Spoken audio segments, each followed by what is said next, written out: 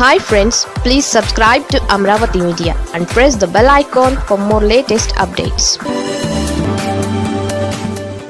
జగన్ మావిగన్ సవాల్ వెనుక లెక్క ఇదే. ఏపీలో రాజధాని రాజకీయాలు మరోసారి వేడెక్కాయి. రెండవసారి అధికారంలోకి వచ్చాక చంద్రబాబు అమరావతి నిర్మాణాన్ని వేగవంతం చేయడం, ఇక్కడ అవినీతిని కారణంగా చూపుతూ వైఎస్ జగన్ దానిని వ్యతిరేకించడం చూస్తూనే ఉన్నాం.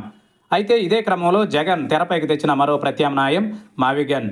గతంలోనే ఈ పేరును జగన్ ప్రతిపాదించగానే టీడీపీతో పాటు కూటమి పార్టీలు ట్రోలింగ్ మొదలుపెట్టాయి.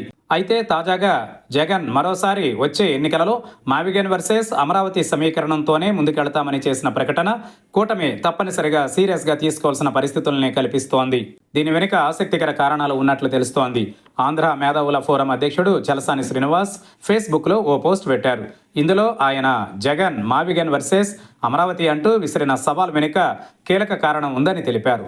అదే 15 వర్సెస్ 29 సమీకరణం. ప్రస్తుతం అమరావతి కోర్ రాజధానిలో మొత్తం 29 గ్రామాలు ఉన్నాయి. ఇవన్నీ కలిపిన ఒక పూర్తి నియోజకవర్గం కాదు. ఇవన్నీ తాడికొండ, మంగళగిరి నియోజకవర్గాల పరిధిలో ఉన్నాయి.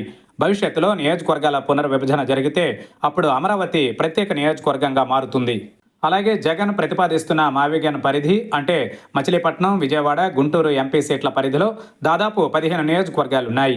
ఇందులో మచిలీపట్నం నుంచి ప్రారంభిస్తే పెడన, పెనమలూరు, విజయవాడ తూర్పు, విజయవాడ సెంట్రల్, విజయవాడ పశ్చిమ, మంగళగిరి, గుంటూరు తూర్పు, గుంటూరు పశ్చిమ, తెనాలి, పొన్నూరు వంటి నియోజకవర్గాలు వస్తాయి.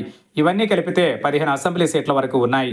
ఇప్పుడు ఈ 15 సీట్ల పరిధిలో ఉన్న ప్రాంతాలలో అమరావతి కోర్ క్యాపిటల్ పరిధిలో ఉన్న గ్రామాలన్నీ మంగళగిరి అసెంబ్లీ సీటు పరిధిలో మాత్రమే ఉన్నాయి.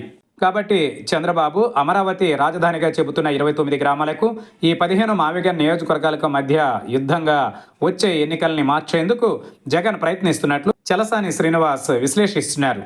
ఈ లెక్కను చూస్తే ఈ 15 నియోజకవర్గాలలో జనాభా దాదాపు 30 లక్షలకు పైగా ఉంటుంది.